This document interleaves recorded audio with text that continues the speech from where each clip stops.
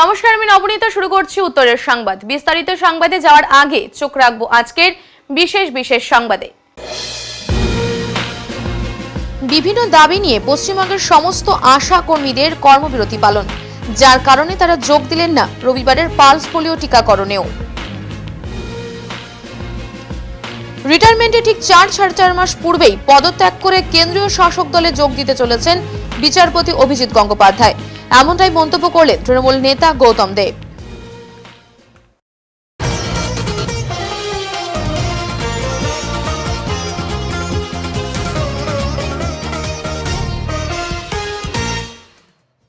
Polio থেকে বাঁচতে সারা বিশ্বে শিশুদের পোলিও টিকাকরণ করা হয়। আমাদের দেশে কেন্দ্রীয় স্বাস্থ্য ও পরিবার কল্যাণ মন্ত্রকের দপ্তরে 5 বছরের কম বয়সী শিশুদের পোলিও টিকার ডোজ দিয়ে 2022 সালে জাতীয় পোলিও টিকাকরণ অভিযানের সূচনা করেছিলেন ডক্টর মনসুখ মান্ডভিয়া।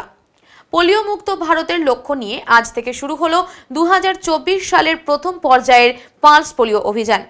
0 থেকে 5 বছরের প্রতিটি শিশুকে পালস পোলিও খাওয়ানো শুরু হলো। জেলার বিভিন্ন বুথে অভিযান শুরু হয়েছে। 4 দিন পোলিও কার্যক্রম চলবে। রবিবার থেকে আরও 3 দিন সোম, মঙ্গল, বৃহস্পতিবার পর্যন্ত পোলিও খাওয়ানো হবে শিশুদের প্রথম পর্যায়ে। আজ বিভিন্ন বুথের পাশাপাশি জেলা স্বাস্থ্য দপ্তর ও পৌরসভার উদ্যোগে পোলিও খাওয়ানোর উদ্যোগ নেওয়া হয়েছে। আজকে এনআইডি 3 মার্চ 2024 রাউন্ড। এটা আমাদের লাস্ট 10 ইয়ার্স, গত 10 বছর ধরে আমরা পোলিও মুক্ত রাখতে পেরেছি জলপাইগুড়ি জেলা এবং আমাদের পশ্চিমবাংলায়। তো আজ আমাদের 351টি সাব সেন্টার, গোটা জেলা জুড়ে 1081টা বুথ এবং 49টি ট্রানজিট পয়েন্টে সকাল 9টা থেকে বেলা 4টে পর্যন্ত 0 থেকে 5 বছর বয়সী প্রতিটি বাচ্চাকে আমরা 2 ফোঁটা করে পোলিওর ডোজ খাওয়াচ্ছি। তো সেক্ষেত্রে সবাইকে আমরা বলবো তারা তাদের ছোটো ছোটো বাচ্চাকে নিয়ে নিকটবর্তী বুথে অথবা ট্রানজিট পয়েন্টে গিয়ে যেন অবশ্যই এই পোলিওর ডোজ খাওয়ায়, যাতে ভবিষ্যতে আমরা আমাদের সমাজকে পোলিও মুক্ত রাখতে পারি। পশ্চিমবঙ্গ সরকারের স্বাস্থ্য পরিবার কল্যাণ দপ্তরের আয়োজিত আজ পোলিও রবিবার যে শুভ উদ্বোধন আজকে আমাদের সদর হাসপাতালের পিপি ইউনিটে শুরু হলো। এটাই বলবো যে পোলিওকে নির্মূল করবার লক্ষ্যে রাজ্য সরকারের এই প্রয়াস এবং স্বাস্থ্য দপ্তরের পরিচালনায় আজকে আমরা সকলে এই বুথ ক্যাম্প থেকে এই শুভ উদ্বোধন আমাদের সদর হাসপাতালে পিপি ইউনিট থেকে আজকে শুরু হলো এবং আমাদের জলপাইগুড়ি পুরসভার পরিচালনায় পুরো প্রোগ্রামটি আয়োজন করা হচ্ছে।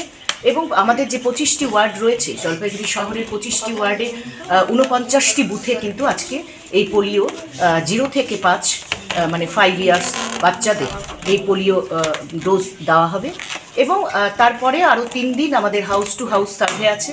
আমাদের পোলিও মেয়েরা রয়েছে প্রতিটি ওয়ার্ডে, তারা বাড়ি বাড়ি গিয়ে কিন্তু 0 থেকে 5 বছরের শিশুদের তারা কিন্তু এই পোলিও নেবে। সকলকে আহ্বান করব আপনাদের মাধ্যমে যে কোনো বাচ্চা যেন ছুট না পড়ে এবং প্রত্যেকটি বাচ্চা আমাদের এর টার্গেটও রয়েছে। আমাদের 5885 মতো আমাদের টার্গেট রয়েছে। আমরা চেষ্টা করছি সব জায়গায় সব জনপ্রতিনিধি যারা রয়েছেন ওয়ার্ডে সকলকে অবগত করা হয়েছে যাতে কোনো বাচ্চা কোনো ওয়ার্ডে ছুট না পড়ে এবং প্রত্যেককে নিতে হবে। ছোটো ছোটো শিশুদের আপনারা বাইরে বেরিয়ে এই পোলিও ডোজের টিকা নিন, এটাই বলবো। পোলিও অনেকটাই এখন নিয়ন্ত্রণে। আগামীতে যেন আমরা 100% পোলিও মুক্ত থাকতে পারি, তার জন্যই পশ্চিমবঙ্গ সরকারের আমাদের মাননীয় মুখ্যমন্ত্রীকে আমরা প্রণাম জানাই। তার উদ্যোগে এই পোলিও নির্মূল মুক্ত পশ্চিমবঙ্গ যাতে আমরা আগামীতে দেখতে পারি, সেই প্রয়াস আমরা নেব। জলপাইগুড়িতে মানসিক রোগীর তাণ্ডব।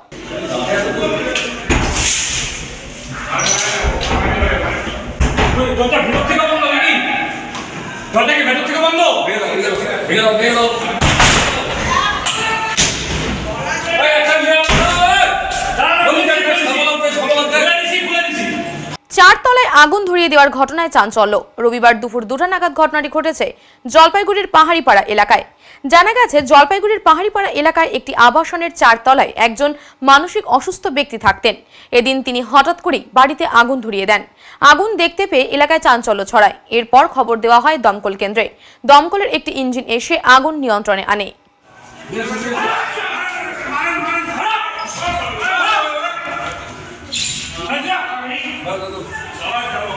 বলেন স্যার, এই যে একটা বড় আবাসন, তার ভিতরে এরকম নোংরা আবর্জনা কি আসলে বিষয়? নোংরা আবর্জনা না, আসলে ওর মানসিক একটু মানে কি বলবো, অবস্থা ঠিক নেই। তো ওর বাবা ছিল, বাবা ব্যাংকে চাকরি করতো, এখন বাবা মা দুজনেই নেই, তারপর থেকে একটু মানসিক একটু ইয়েটা আছে, তার মধ্যে রোজগারও নাই, ঘুরে ঘুরে খায়। এইবার হচ্ছে ঘরের মধ্যে ফার্নিচার মধ্যে কিছু নাই, সব বিক্রি করে ফেলছে। এবার ওই যেখানে নোংরাগুলি আছে ঘরের মধ্যে জঙ্গল, প্লাস্টিক ওটাই আগুন দিয়ে ও হয়তো বাইরে গেছে, ওর বোধই হয়তো নাই যে তাতে আগুন লাগতে পারে। এটা নিয়ে দুবার হলো, আশেপাশে তো বড় একটা দুর্ঘটনা হতে পারে। পারতই। তবে ইলেকট্রিক্যাল কোন জায়গা স্যার, কোন জায়গা এটা? এটা হচ্ছে পাহাড়ি পাড়া। কি ফ্ল্যাট? হ্যাঁ, মন্দিরা। আর কি নাম যে আছে? যে আছে ওর নাম হচ্ছে, ওর নাম জানি কি, বাবু ডাকাম, বাবু বোস। ওর নাম কি বিশ্বদেব বোস না? বিশ্বদীপ ভৌমিক। হ্যাঁ, ওনাদের প্রম্পট অ্যাকশন আমাদের সত্যি এই বাজারে খুবই আমাদের করেছে, এবং তার সঙ্গে আমরা পুলিশকেও ইনফর্ম করেছি। পুলিশ এসে যদি, কারণ আমরা এর আগে বহুবার পুলিশকে ইনফর্ম করেছি এই বিষয়ে, এবং এসডিও পর্যন্ত গেছি, ডিএমএ স্বর্ণপন্ন হয়েছে, কিন্তু তাকে কোনোরকমভাবে সংশোধনায় নিয়ে গিয়ে কিছু করা যায় সে ব্যাপারে আমরা এখন কোনো সাহায্য পাইনি। সেই জন্য আমরা খুব অসহায়, যে এখানে 16টা পরিবারের মধ্যে 15টা পরিবার সেই অর্থে খুব অসহায়ভাবে দিন কাটাচ্ছি, এবং নানানভাবে আমাদেরকে ক্ষতিগ্রস্ত একটা অবস্থার মধ্যে দিয়ে সম্মুখীন হতে হচ্ছে। কারণ রাতে ভিতে যখন যেমন চিৎকার চেঁচামেচি করে করে আমাদের সত্যিকারের আমরা খুব অপ্রস্তুত অবস্থা এবং অসহায় অবস্থায় রয়েছে।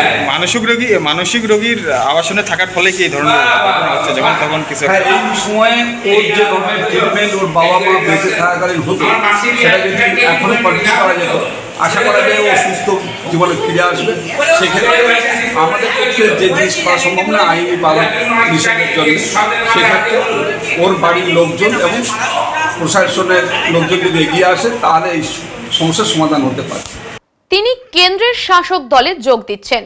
অবসরের পর যাতে একটি বেটার প্লেসমেন্ট হয় তার জন্যই বিচারপতির আসন থেকে রিজাইন দিচ্ছেন। আজ জলপাইগুড়ি মাদ্রাসা মাঠে আয়োজিত তৃণমূলের আগামী 10ই মার্চ ব্রিগেডে জনগর্জন সভা উপলক্ষে দলীয় কর্মী সভার শেষে বিচারপতি অভিজিৎ গঙ্গোপাধ্যায়কে নিয়ে এমনই কটাক্ষ করলেন শিলিগুড়ির মেয়র গৌতম দেব। মেয়র বলেন, মাত্র 4-4.5 মাস বাকি ছিল রিটায়ারমেন্টের, কিন্তু তার আগেই তিনি কেন্দ্রের শাসক দলে যোগ দেবেন বলেই রিজাইনের সিদ্ধান্ত নিয়েছেন। ধর্মের মাধ্যমে যে দল বিভাজনের নীতি নিয়েছে সেই দলেই আজ অভিজিৎ গঙ্গোপাধ্যায় যাচ্ছেন। মানুষই এর আগামী দিনে বিচার করবেন। এর আগে যেসব রায় তিনি দিয়েছেন সবটাই ন্যাচারাল জাস্টিসের বিরুদ্ধে ছিল বলে অভিযোগ করেন গৌতম বাবু। শহর ব্লক তৃণমূল কংগ্রেসের উদ্যোগে আয়োজিত এদিনের প্রস্তুতি সভায় অন্যান্যদের মধ্যে উপস্থিত ছিলেন পুরসভার চেয়ারপারসন পাপিয়া পাল, ভাইস চেয়ারম্যান সৈকত চ্যাটার্জি, শহর ব্লক তৃণমূল কংগ্রেস সভাপতি তপন ব্যানার্জি, গৌতম দাস, জেলা পরিষদের সভাধিপতি কৃষ্ণা রায় বর্মন সহ অন্যান্যরা। যে জাস্টিস অভিজিৎ গাঙ্গুলি এত রায় দিল, এত লোকের চাকরি গেল, এত বিতর্ক তিনি সেখানে আজকে দেখা যাচ্ছে যে কেন্দ্রীয় শাসক দলের প্রার্থী হচ্ছে। দেখুন, এটা মাত্র 4-4.5 মাস বাকি আছে, উনি রিটায়ার করবেন। রিটায়ারমেন্টের আগে তিনি রিজাইন করছেন এবং তিনি বলেছেন বৃহত্তর ক্ষেত্রে আসবেন, এবং তিনি রাজ্যের শাসক দলকে অভিনন্দন জানিয়েছেন তাকে এই জায়গায় নিয়ে আসার জন্য। আসল কথা হলো তিনি কেন্দ্রের শাসক দলের যোগ দিচ্ছেন আফটার রিটায়ারমেন্ট, তার পুনর্বাসনের জন্য, একটা বেটার প্লেসমেন্টের জন্য, এবং মুখ আর মুখোশের যে তফাৎ, এবং জুডিশিয়ারি ভারতবর্ষের এমন একটা ব্যবস্থা যেটা সময় পরীক্ষায় উত্তীর্ণ। কোনো ব্যক্তির উপরে আমাদের দেশের জুডিশিয়ারি নির্ভর করে না, এবং অভিজিৎ গঙ্গোপাধ্যায়ের মতো ব্যক্তিত্ব, তারা তাদের একটা এজেন্ডা ছিল, সেই এজেন্ডা আজকে মানুষের সামনে এসছে, মানুষ সেটা বিচার করবে আগামী দিনে। আমরাও অভিজিৎ গঙ্গোপাধ্যায়কে অভিনন্দন জানাচ্ছি যে দেশের সবচেয়ে ভ্রষ্টাচারী যে সরকার, যারা লক্ষ লক্ষ কোটি টাকা যারা দেশের অর্থ লুণ্ঠন করে বিদেশে কেন্দ্রীয় সরকারের প্রোটেকশনে আছে, ধর্মের মধ্যে দিয়ে দেশকে যারা বিভাজনের দিকে নিয়ে যাচ্ছে, তিনি সেই দলের প্রতিনিধিত্ব করবার জন্য এবং তার ব্যক্তিগত উচ্চাকাঙ্ক্ষা চরিতার্থ করবার জন্য তিনি এই জুডিশিয়ারির যে পবিত্র সিট সেটাকে তিনি টু সাম এক্সটেন্ট ব্যবহার করেছেন এবং তিনি ব্যবহার করে আজকে তার পরবর্তী জীবনের ধাপে যাচ্ছেন। তাকে অভিনন্দন জানাচ্ছি। ময়দানেই তার সাথে আমাদের দেখা। আপনারা লক্ষ্য করবেন যে তার যে ফাউন্ডেশনের উপরে তিনি জাজমেন্টগুলো দিয়েছেন বেশিরটাই ন্যাচারাল জাস্টিসের বিরুদ্ধে ছিল। তার জন্য হয় ডিভিশন বেঞ্চ আর নাহলে সুপ্রিম কোর্ট সেগুলো স্টে দিয়েছে, সেগুলো বিভিন্ন স্তরে সেগুলো বিচারাধীন আছে, কোনোটাই কনফার্মড হয়। দাদা, পবন সিংয়ের বিষয়টা নিয়ে কি বলবেন? পবন সিং তো প্রথমেই তিনি রিগ্রেট করেছেন। একটা রুলিং পার্টি সেন্টারে অনেক এক্সারসাইজ করে তারা প্রার্থী তালিকা ঘোষণা করেছেন এবং রাত্রি 3:30 পর্যন্ত নানা রাদেন অনারেবল প্রাইম মিনিস্টার তিনি প্রেজেন্ট ছিলেন। তার প্রেজেন্সে একজন সেলিব্রেটেড ভোজপুরি গায়ক তিনি তাকে প্রার্থীপদ ঘোষণার 24 ঘন্টার মধ্যে তিনি নিজেকে উইথড্র করছেন। পশ্চিমবঙ্গের মাটিতে বিজেপি এবার শূন্য হাতে ফিরবে, পবন সিংয়ের উইথড্রয়াল সেটাকেই দিক নির্দেশ করছে। দাবি পূরণ না হলে তারা সকলে তৃণমূল ছেড়ে যোগদান করবেন বিজেপিতে। সাংবাদিক বৈঠক করে এমনই ঘোষণা ভারতীয় ছিটমহল উদ্বাস্তুর সংগ্রাম কমিটির। রবিবার এই নিয়ে জলপাইগুড়ি প্রেস ক্লাবে একটি সাংবাদিক বৈঠক করেন কমিটির সদস্যরা। 2015 সালের 31শে জুলাই বাংলাদেশের সাথে ভারতের ছিটমহল বিনিময় সম্পন্ন হলেও উপেক্ষিত থেকে গিয়েছেন ভারতীয় ছিটমহল উদ্বাস্তুরা বলে অভিযোগ। সেই সময় কেন্দ্র সরকার তাদের উন্নয়নে 3008 কোটি টাকা দিলেও তারা বঞ্চিত থেকে গেছেন বলে দাবি। অবিলম্বে তাদের ক্ষতিপূরণের ব্যবস্থা করা না হলে আগামী 1 সপ্তাহের মধ্যে তারা দলবদলের মতো এমন বলিষ্ঠ পদক্ষেপ নিতে পারেন বলে সাংবাদিক বৈঠকে জানান। শুধু তাই নয়, আগামী দিনে বৃহত্তর আন্দোলনেরও রূপরেখা তারা তৈরি করবেন বলে দাবি। উল্লেখ্য, বর্তমানে বাংলাদেশ ভূখণ্ডে নাজিরগঞ্জ, গাড়াতি, নাটকোটা, দইখাতা, বাউলাডাঙ্গির মতন 18 থেকে 19টি ছিটমহল রয়েছে। তৎকালীন সময়ে বাংলাদেশের দুষ্কৃতীরা তাদের বিতাড়িত করে এই জায়গা দখল করে নেয় বলে অভিযোগ। সেই সময় ছিটমহলের নাগরিকত্ব তাদের দেওয়া হয়নি বলে জানান কমিটির সদস্যরা। এদিনের সাংবাদিক বৈঠকে উপস্থিত ছিলেন ভারতীয় ছিটমহল উদ্বাস্তু কমিটির সম্পাদক ইসমাইল মিয়া, সহ সম্পাদক বাবুল রায়, সভাপতি জগদীশ রায় প্রধান, হামিদার রহমান, জ্যোতির্ময় রায়, জীবন সরকার প্রমুখ। 17,000 একর জমি, সেই এরিয়ার মধ্যে 37,000 লোক বসবাস করছিল, কিন্তু যে 37,000 লোকের নাম নথিভুক্ত হয়েছে তারা সবাই দালাল, বাংলাদেশে প্রকৃত লোক নয়। এখন কি জায়গাটা ওরা দখল করে আছে? এখন দখল করে না, 2015 সালে ভারত সরকার সেই জায়গাগুলো বিনিময় করে দিয়ে দেয়, বাংলাদেশকে দিয়ে দেয়। যখন বাংলাদেশকে দিয়ে দেয়, এর সঙ্গে এটা কথা হয়েছিল যে ওইখানেকার যারা বসবাসকারী তাদের জন্য 3008 কোটি টাকা স্যাংশন করলাম, তাদের যাতে কোনো অবজেকশন না থাকে। কিন্তু আমাদের অবজেকশনেই থেকে গেছে। আপনার নামটা? বাবুল রায়। কি দায়িত্ব আছে? এই সহ সম্পাদক। 20,000 পরিবার, ফ্যামিলি, আমাদের যে জমি হারা এবং ভিটে হারা, বাস্তু হারা, আজকে আমরা কি পর্যায়ে পড়ে আছি। আজকে মমতা ব্যানার্জি এত মামাটি মানুষের সরকার, এত স্কিম পাস করছে, এত উন্নয়নের জোয়ার করেছে, কিন্তু কেন আমাদের এই বাস্তুহারা, ভিটেহারা, জমিহারাদের প্রতি উনার চোখ যাচ্ছে না, উনি আমাদের দেখতে পারতেছে না। তাই এইটা আমাদের মনের দুঃখ যে আমরা আরও 7 দিন সময় দিলাম, যেহেতু আমরা দলের সাথে আছি এবং থাকবো। তবে আমার অনুরোধ যেন মমতা ব্যানার্জি অবশ্যই আমাদের প্রতি এই 7 দিনের মধ্যে একটা সুরা করে দেয়। রাজ্য সরকার প্রায় 10 বছর থেকে ঘুরতেছি, রাজ্য সরকারের সাথে কাগজপত্র জমা দিয়েছি। অলরেডি নবান্ন থেকে রাজ্যের উদ্যোগে মমতা ব্যানার্জির ওয়ার্ডারে আমাদের ইনকোয়ারিও করা হয়েছে, সে ইনকোয়ারির কাগজপত্রও নবান্নে জমা আছে। তারপরেও কেন টাকাটা আসতেছে? সমস্যা যদি না মিটে তাহলে বাধ্য হব, আমরা দলবদ্ধ করবই, তারপরেও আমরা বৃহত্তর আন্দোলন করব। আর এই আন্দোলনটা কর্মসূচি বের হবে 15 তারিখে। আমরা কর্মসূচি ঘোষণা করে দেব। 15 তারিখে আমরা 15ই মার্চ আমরা ঘোষণা করব, দল বদল করে আমরা ঘোষণা করব যে আমাদের বৃহত্তর আন্দোলনের মধ্যে আমাদের কর্মসূচি কি থাকবে। আমার নাম ইসমাইল মিয়া। মনীষী পঞ্চানন বর্মা স্মারক সমিতির সুবর্ণ জয়ন্তী উদযাপন। এই উপলক্ষে রবিবার রায়কোটপাড়ায় মনীষী পঞ্চানন বর্মা স্মারক সমিতি ভবনে অনুষ্ঠিত হলো আলোচনা সভা। পঞ্চানন বর্মার স্মারক সম্মাননা প্রদান ও বসে আঁকো প্রতিযোগিতায় উত্তীর্ণ প্রতিযোগীদের হাতে পুরস্কার প্রদান। উল্লেখ্য, মনীষী পঞ্চানন বর্মা স্মারক সমিতির 50তম বর্ষ উদযাপন শুরু হয়েছিল সারা বছর জুড়ে। আজকে তার শেষ দিন। এদিন মনীষী পঞ্চানন বর্মা স্মরণে আলোচনা সভা, সংবর্ধনা, পুরস্কার প্রদান ও সাংস্কৃতিক অনুষ্ঠানের মধ্যে দিয়ে সমাপ্তির ঘোষণা করা হয়। এদিনের অনুষ্ঠানে উপস্থিত ছিলেন সমিতির সভাপতি বিজয় চন্দ্র বর্মন, সংস্কৃতি প্রেমী জ্যোতিপ্রসাদ রায় সহ সমিতির সদস্যরা। সমিতির সম্পাদক নির্মলেন্দু রায় বলেন, পঞ্চানন বর্মার জীবনী নিয়ে আলোচনা, সাহিত্য, সংস্কৃতি, লোক সংস্কৃতি এবং ভাষা নিয়ে আলোচনার পাশাপাশি পুরস্কার প্রদান ছাড়াও একটি গবেষণাপত্রের প্রকাশ করা হয় এদিন বলে জানান তিনি।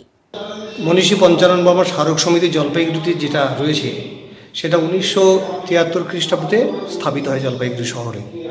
তারপরে সেখান থেকে চলতে চলতে আমাদের শুরু হয়েছে 50 বছরের অনুষ্ঠান, অর্থাৎ 1955 স্মারক সমিতির সুবর্ণ জয়ন্তী অনুষ্ঠান একে একে বিভিন্ন পর্যায়ে আমরা করছি। আজকে আমাদের 4র্থ পর্যায়ের অনুষ্ঠান। আজকে মূলত দুটো বিষয়ে আমাদের আলোচনার জায়গা রয়েছে। একটা হচ্ছে মনীষী পঞ্চানন স্মারক সমিতির 50 বছরের পথ চলা, এই শীর্ষক আলোচনা। এই শীর্ষ আলোচনায় যারা অংশ নিয়েছেন, শিলিগুড়ির বর্তমান নিবাসী মাননীয় শিবেন্দ্রনাথ রায় মহাশয়, তিনি প্রথম থেকেই জলপাইগুড়ি পঞ্চানন স্মারক সমিতির সঙ্গে যুক্ত। আর দ্বিতীয় বিষয়টি ছিল বর্তমান সামাজিক প্রেক্ষাপটে মনীষী পঞ্চানন বর্মার সংস্কার আন্দোলনের তাৎপর্য, এই শীর্ষক আলোচনা। এই বিষয়ে আলোচনা করেছেন মাননীয় উপাচার্য, কুচবিহার পঞ্চানন বর্মা বিশ্ববিদ্যালয়ের উপাচার্য মাননীয় ডক্টর নিখিলেশ রায় মহাশয়। তিনি এই বিষয়ে আলোচনা করেছেন এবং এর সঙ্গে যুক্ত হয়েছে আজকে মনীষী পঞ্চানন বর্মা স্মারক সমিতি প্রতি বছর একটি বিশেষ সম্মাননা প্রদান করেন যারা পঞ্চানন ভাবধারা, তার আদর্শ এই নিয়ে যারা সারা বছর ব্যাপী কাজ করেন, তাদের মধ্যে যিনি উঠে আসেন আমাদের নিরিখে যে তিনি সেরা একজন পঞ্চানন অনুরাগী, ভক্ত বা সেবক, তাকে আমরা প্রতি বছর সম্মান মনীষী পঞ্চানন বর্মা স্মারক সম্মান দিয়ে থাকি। এবছরে সেই অনুষ্ঠানটা একটু বাদেই হবে। সঙ্গে রয়েছে মনীষী পঞ্চানন বর্মা স্মারক সমিতির যে সুবর্ণ জয়ন্তীর অনুষ্ঠান, সে উপলক্ষে ইতিমধ্যে 3টে অনুষ্ঠান হয়েছে। সেটাতে প্রতিযোগিতামূলক অনুষ্ঠান ছিল। এই প্রতিযোগিতায় যারা প্রথম, দ্বিতীয়, তৃতীয় স্থান অধিকার করেছে তাদেরকে আমরা আজকে পুরস্কার। আগামী 29শে মার্চ শুক্রবার নেশা মুক্তির ডুয়ার্স দিবস।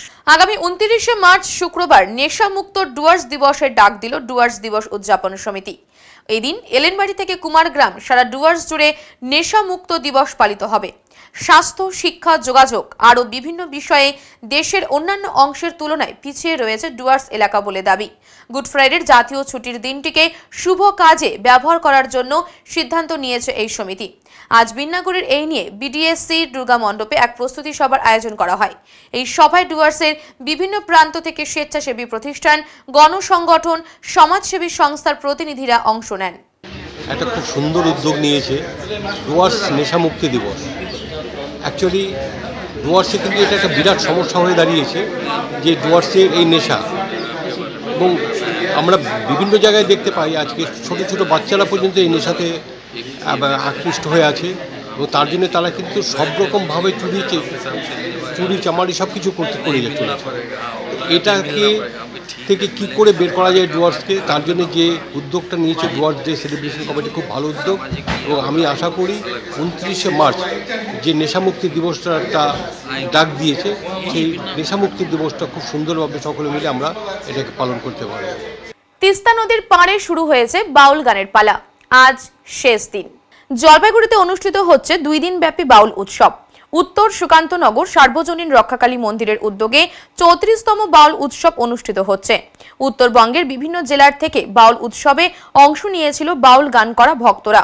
মূলত এই উৎসবের জন্য সারা বছর অপেক্ষা করেন ওই এলাকার বাসিন্দারা।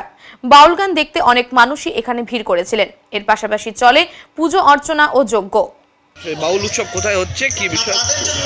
আমাদের বাউল উৎসবটা হচ্ছে উত্তর সুকান্তনগর, মানে সর্বজনীন রক্ষাকালী কমিটি। আমাদের এই 34তম বর্ষে পড়লো।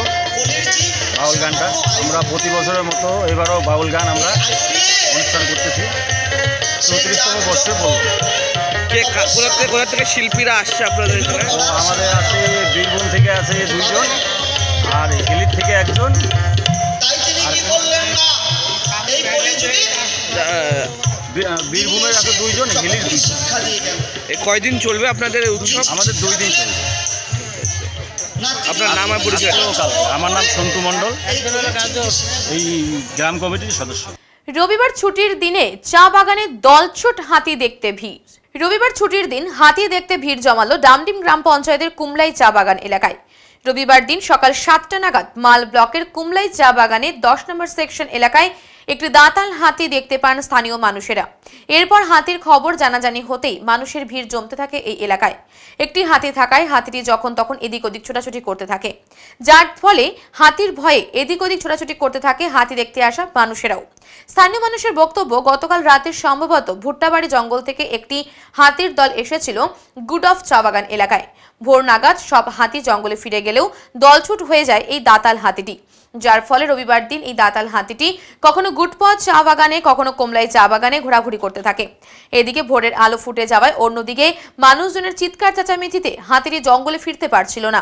বনকর্মীরা হাতিটিকে জঙ্গলে ফেরানোর চেষ্টা চালিয়ে যাচ্ছে। স্থানীয় সূত্রে জানা গেছে বর্তমানে हाथीटी न्यू ग्लैंको चा बागान और आशे-पाशे रयेछे। करीबन लगभग 7 बजे का समय था। गुडहप होते हुए हम लोग का कुमले डिवीजन के 10 नंबर सेक्शन में आया था। अच्छा। मैंने इसे लगभग 1.5-2 घंटा रुका था। अच्छा। रुकने बाद एक बार बेदगुड़ी साइड चला गया था, फिर बेदगुड़ी से घूम को वापस आके अभी 10 बजे का समय में न्यू गिलन बागान होते हुए चला गया। न्यू गिलन बागान। अच्छा। कितना को था हाथी? हाथी एक ही ठो था। अच्छा। दाताल हाथी था। आपके नाम? চেতুয়া গলা। উত্তরের সংবাদে এখন সময় সংক্ষিপ্ত বিরতি। ফিরে আসছে আরো খবর নিয়ে, সঙ্গে থাকুন। সব সময় সব দিকের সব খবর পেতে সাবস্ক্রাইব করুন, বেল আইকনটি প্রেস করে আপডেট থাকুন।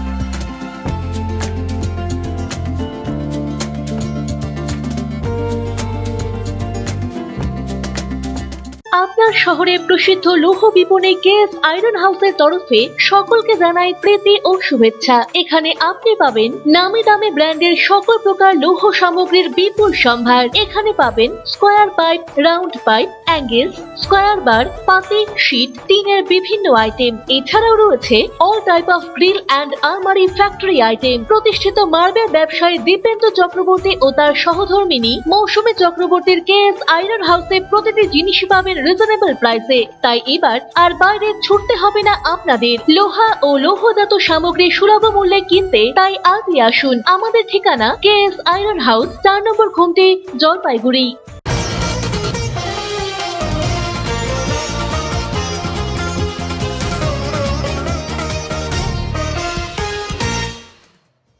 পালস পোলিওতে কাজে যোগ দিলেন না আশা কর্মীরা। বিভিন্ন দাবি দাওয়া নিয়ে 1 মার্চ অর্থাৎ শুক্রবার থেকে কর্মবিরতি পালন করছে পশ্চিমবঙ্গের সমস্ত আশা কর্মীরা। গত কয়েকদিন যাবৎ জলপাইগুড়ি জেলা জুড়ে বৈঠক করছে আশা কর্মীরা। রবিবার মাল ব্লকের সমস্ত আশা কর্মীরা মাল ব্লকের ওদলাবাড়ি বিধানপল্লী মাঠে বৈঠক করে। এরপর দুপুর নাগাদ বিভিন্ন দাবিকে সামনে রেখে বিরাট মিছিল করে ওদলাবাড়ি শহরে। বিভিন্ন জায়গা পরিক্রমা করে ওদলাবাড়ি গ্রামীণ ব্লক হাসপাতালে গিয়ে জমায়েত হয়। বিভিন্ন দাবিতে হাসপাতালের সামনে বিক্ষোভ দেখান আশা কর্মীরা। পাশাপাশি আজ পালস পোলিও। আশা কর্মীরা পালস পোলিওতেও সামিল হননি। এদিন ওদলাবাড়ি হাসপাতালের সামনে আশা কর্মীরা জমায়েত হন এবং বিভিন্ন দাবি নিয়ে স্লোগান দিতে থাকেন। আশা কর্মীদের অভিযোগ, হাসপাতালের সামনে তারা জমায়েত হলে মাল ব্লকের বিএমওএইচ দীপঙ্কর কর আশা কর্মীদের হুমকি দেন। আশা কর্মীরা বলেন, বিএমওএইচ স্যার আমাদের বলেন বাইরে থেকে কর্মী এনে এখানে আন্দোলন করা চলবে না। কে চাকরি করতে চাও এবং কে চাও না তার একটা লিস্ট করে আমাকে দাও বলে বিএমওএইচ স্যার আমাদের হুমকির সুরে বলেন। সারা পশ্চিমবঙ্গ জুড়ে এই আন্দোলন চলছে, সেই মতো বিএমওএইচ স্যার আমাদের এইভাবে হুমকি দিতে পারেন না। পাশাপাশি যতই হুমকি দিক আমরা আমাদের আন্দোলন থেকে সরছি না। এ ব্যাপারে বিএমওএইচ দীপঙ্কর কর ফোনে জানিয়েছেন, কোনো হুমকি দেওয়া হয়নি, শুধু বলা হয়েছে বাইরে থেকে কেন মহিলা এনে আন্দোলন করা হচ্ছে, এতে হাসপাতালের সমস্যা হচ্ছে। আশাকর্মীরা বলেন, দীর্ঘদিন ধরে আশাকর্মীরা অক্লান্ত পরিশ্রম করে কাজ করে চলেছে, অথচ তারা ন্যায্য বেতন পাচ্ছে না। পাশাপাশি তাদের যেসব দাবি দাওয়া রয়েছে সেই সব দাবি দাওয়া থেকেও আশাকর্মীরা বঞ্চিত। তাই এবার দাবি আদায়ের লক্ষ্যে সমস্ত আশাকর্মীরা একত্রিত হয়ে আন্দোলনের পথে হাঁটছে।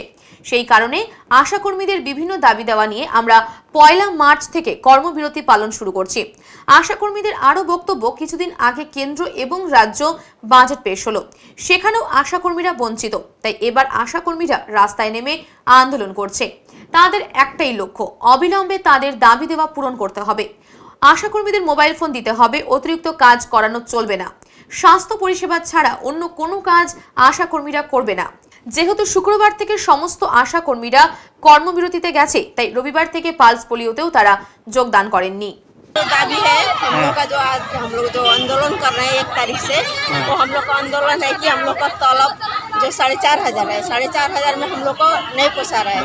एक मामूली सा, और इसके विषय में हम लोग दूसरा काम भी नहीं कर सकते। 4,500 है, और जो हम लोग को इंसेंटिव पैसा मिलता है वो टुकड़ा 50 रुपया, 100 रुपया, 200 रुपया करके मिलता है, वो भी 2 महीने से नहीं मिला है। ये पैसा लेकर के हम लोग कैसे काम करेंगे, कैसे पलादारी करेंगे बाल बच्चों को लेकर के। आज बीएमओएच क्या बोला? बीएमओएच आज हम लोग को धमकी देके बोला कि बाहर का हम लोग का माल ब्लॉक का कौन है, माल ब्लॉक को छोड़ के तुम लोग बाहर से क्यों बुलाए। एक दिन हम लोग जलपाईगुड़ी का यूनियन का है आशा, तो उनको हम लोग बुलाए हैं यूनियन से, तो बोले कि यूनियन को क्यों बुलाए तुम लोग जलपाईगुड़ी से, आपने क्यों आज से उनको धमकी दिया कि आप चले जाइए, हम लोग का आशा लोग सब ठीक है, लेकिन आप लोग ही वो लोग बोल रहे हैं कि काम जो काम करेगा व्यवस्था, जो काम करेगा सो भी लिख के दो, और जो काम नहीं करेगा सो भी लिख के दो। हम ऊपर भवन, राज्य भवन, संस्था भवन में हम खबर देंगे। आशा को निकाल, तुम लोग को निकाल के हम दूसरा आशा को डालेंगे, नया आशा को डालेंगे। कौन बोला है? बीएमओ सर बोले। नाम क्या है उसका? दीपंकर कौर। आपका नाम? লীলাবতী গুপ্তা। আমরা আশারা কর্মবিরতি পালন করছি আমাদের ন্যায্য দাবিতে। আমরা কোনো কিছুতে ঠিক মতো আমরা টাকা পাচ্ছি না, আমরা ঠিক ছিঁড়ে আমাদের টাকা দিচ্ছে। তারপরে 4,500 টাকা আমাদের মূল বেতন। আর যে রাজ্য বাজেট হলো, এই বাজেট গেল, কেন্দ্র বাজেট হলো, কোনো বাজেটে আমরা কোনো কিছু পেলাম না। এই সমস্ত সব কিছুর দাবিতে আমরা 1 মার্চ থেকে কর্মবিরতির আন্দোলনে সামিল হয়েছি। তার মধ্যে আজকে 3 তারিখ pulse polio duty, pulse polio পড়ে গেছে, তো আমরা কর্মবিরতির মধ্যে এটা পড়ে গেছে, তাই আমরা পালস পোলিও বয়কট করতে বাধ্য হচ্ছি। আজকে কি হলো? আজকে এখানে বিএমএস স্যারের এখানে আমরা আসছি যে আমরা কাজ করছি না, করবো না। তখন বিএমএস স্যার সেই ধমকি শুরু বললো, বাইরের থেকে লোক এনে এখানে আন্দোলন করা চলবে না। বিএমএস স্যার আমাদের রীতিমতো ধমকি দিল, কে চাকরি করবে, কে চাকরি তারা লিস্ট করো, আর কে চাকরি করবে না তারাও একটা লিস্ট করে আমাদের দাও, কে চাকরি করতে চাও, কে চাকরি করতে চাও। আমাদের এভাবে ধমকিয়ে দমন করে আমাদের আন্দোলন রক্ষা যায়নি, যে আমাদের রাজ্য জুড়ে চলছে এই আন্দোলনটা। তো এখানে আমাদের বিএমএস স্যার আমাদের সঙ্গে খুব খারাপ ব্যবহার করবে। আপনার নাম? আমার নাম ববিতা মল্লিক। আপনাদের কি ধর্মঘট চলতে থাকবে? আমাদের এই ধর্মঘট চলতে থাকবে। অন্য ধরনের গোপালের পিকনিক। গোপাল ঠাকুরের পিকনিক জলপাইগুড়িতে দেখতে আসছে অসংখ্য মানুষ। জলপাইগুড়ি পৌরসভার অন্তর্গত ঘোষপাড়া এলাকার প্রবীণ বাসিন্দা রাম ঘোষের বাড়িতে এই দিন 40 থেকে 50টি বিভিন্ন জায়গা থেকে আনা গোপাল ভক্তরা তাদের নিজের বাড়ির থেকে গোপাল এনে কাউন্সিলর সন্দীপ ঘোষের বাবা রাম ঘোষের বাড়িতে রকমারি আধ্যাত্মিক অনুষ্ঠানের মাধ্যমে গোপালের পিকনিকের আয়োজন করেন।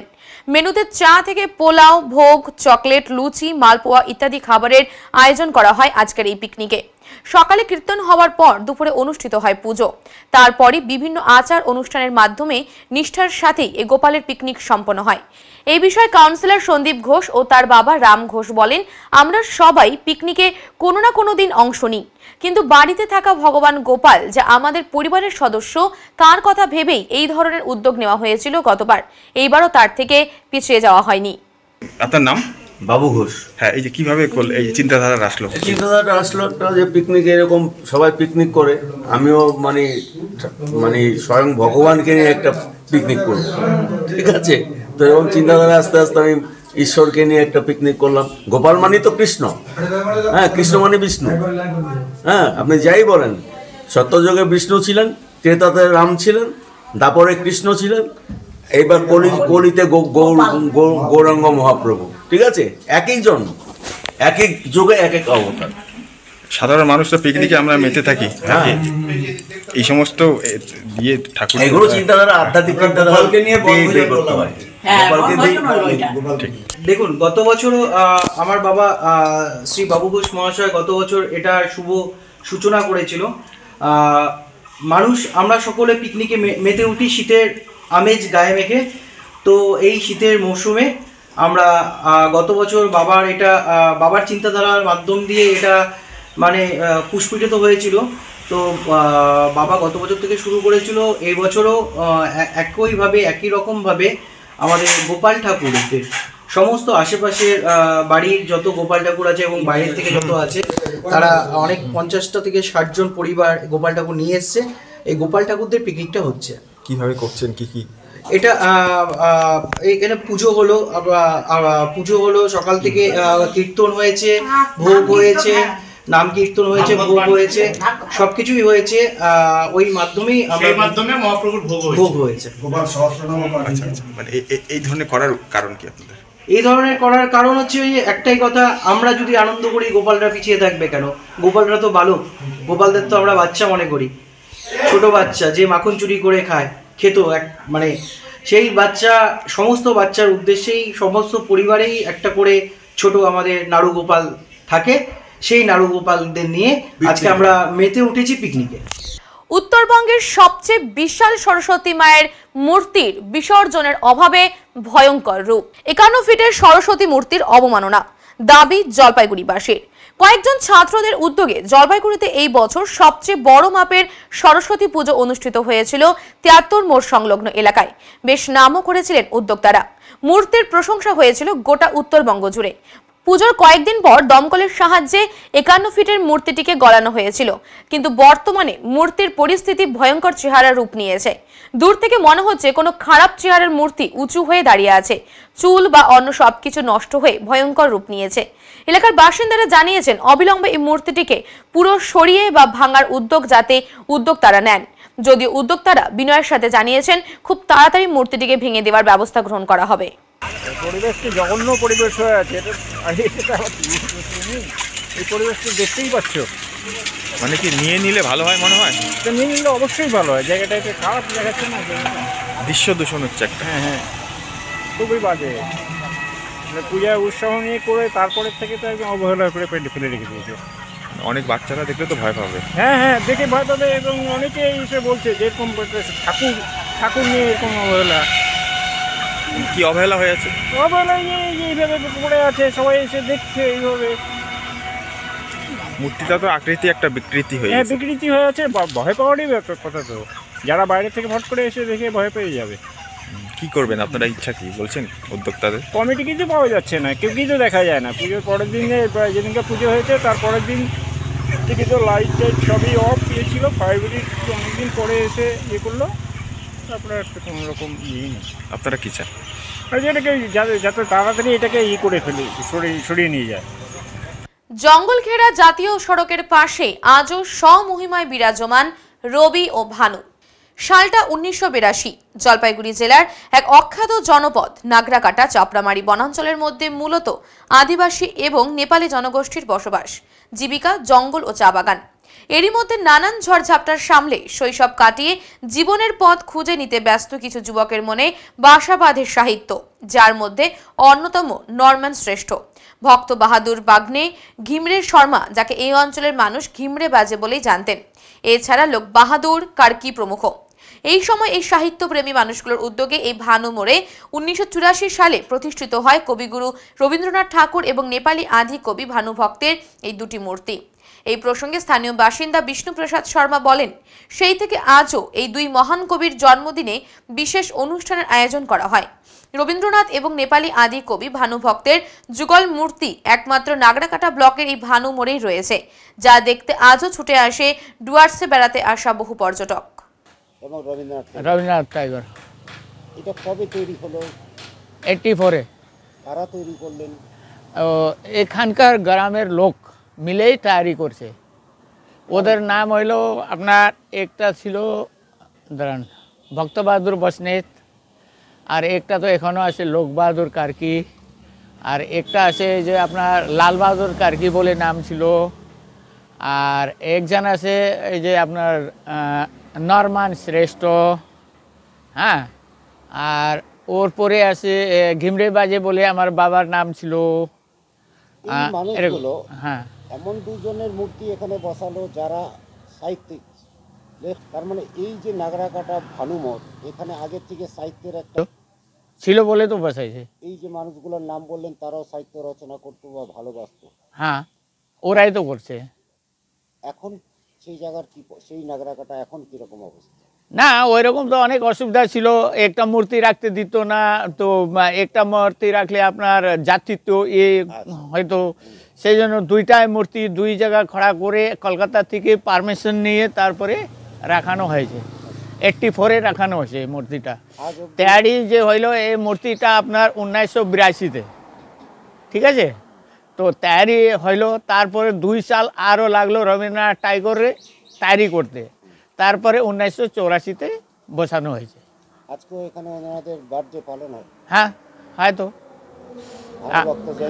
দুইটাই হয়, রবীন্দ্রনাথ টাইগারও হয়, ভানুভক্তরও হয়। এটা কারা করে? আমরাই করি, সব গাঁওবাসীরা মিলেই করে।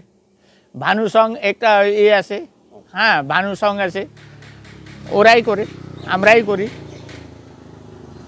এখনকার জেনারেশন তারা আসে? হ্যাঁ, আসে আসে। এই মুহূর্তে নাগরাকাটায় এই ধরেন নেপালি ভাষা বা বাংলা আছে কি নাম না, কি বললেন? চারটা করে লোকটা আছে, একটা ইন্দিরা বাহাদুর বসনেত, হ্যাঁ, উনি আছে একজন, আর একজন অজয় বাহাদুর খড়কা, ও বাগরাকোট থাকে, ওরকম আছে 2-4টা লোক। আর একটা আছে আপনার ধরেন অশোক প্রধান, হ্যাঁ, এইসব আছে। এই যে জিনিসটা এখানে আছে এগুলো দেখতে টুরিস্টরা আসে না? টুরিস্টরা ওই জিনিস দেখার জন্য আসে না, প্রচারটা নাই, এটা প্রচারটা নাই। আপনারা কি চাইছেন? আপনারা কি চান যে এই যে দুটো মূর্তি, এটা অবাক ব্যাপার? না না, আসুক, টুরিস্টরা আসুক, সব দেখুক, হ্যাঁ, আর উন্নতিও বাড়বে, সব কিছু ভালো হবে। উত্তরের সংবাদে এখন সময় সংক্ষিপ্ত বিরতি। ফিরে আসছে আরো খবর নিয়ে, সঙ্গে থাকুন। সব সময় সব দিকের সব খবর পেতে সাবস্ক্রাইব করুন, বেল আইকনটি প্রেস করে আপডেট থাকুন।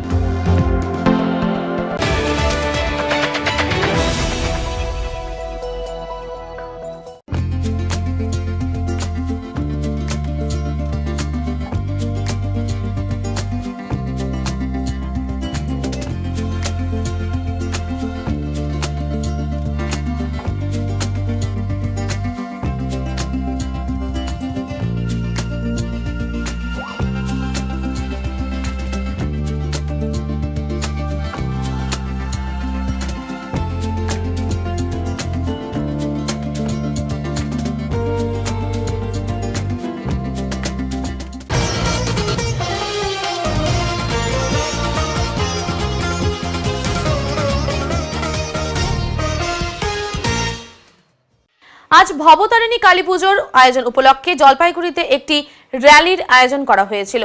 আজ ভবতারিণী কালী মন্দিরের বার্ষিক পুজো উপলক্ষে জলপাইগুড়ি শহরে একটি র্যালির আয়োজন করা হয়।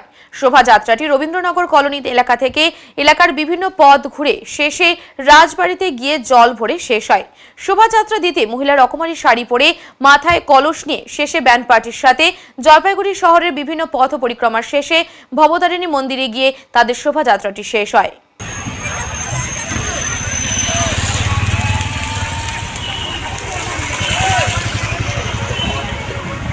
আজ আমাদের ভবতারিণী কালীবাড়ি, রবীন্দ্রনগর ভবতারিণী কালীবাড়ি ৩০শে মার্চ বার্ষিক অনুষ্ঠান।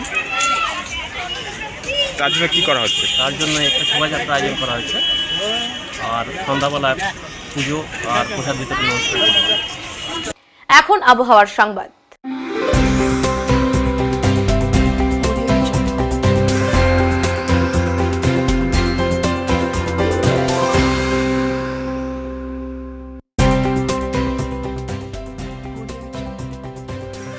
কেন্দ্রীয় আবহাওয়া দপ্তরের জলপাইগুড়ি কেন্দ্র থেকে পাওয়া তথ্য অনুযায়ী রবিবার দিনের সর্বোচ্চ তাপমাত্রা ছিল 29.4 ডিগ্রি সেলসিয়াস এবং সর্বনিম্ন তাপমাত্রা ছিল 15.9 ডিগ্রি সেলসিয়াস। শেষ করবার আগে আজকের বিশেষ সংবাদ আরো একবার। বিভিন্ন দাবি নিয়ে পশ্চিমবঙ্গের সমস্ত আশা কর্মীদের কর্মবিরতি পালন, যার কারণে তারা যোগ দিলেন না রবিবারের পালস পোলিও টিকাকরণেও। রিটায়ারমেন্টে ঠিক 4-4.5 মাস পূর্বেই পদত্যাগ করে কেন্দ্রীয় শাসক দলে যোগ দিতে চলেছেন বিচারপতি অভিজিৎ গঙ্গোপাধ্যায়, এমনটাই মন্তব্য করলেন তৃণমূল নেতা গৌতম দেব। উত্তরের মন পরিবেশিত উত্তরের সংবাদ এখনকার মতো এই পর্যন্তই। নমস্কার।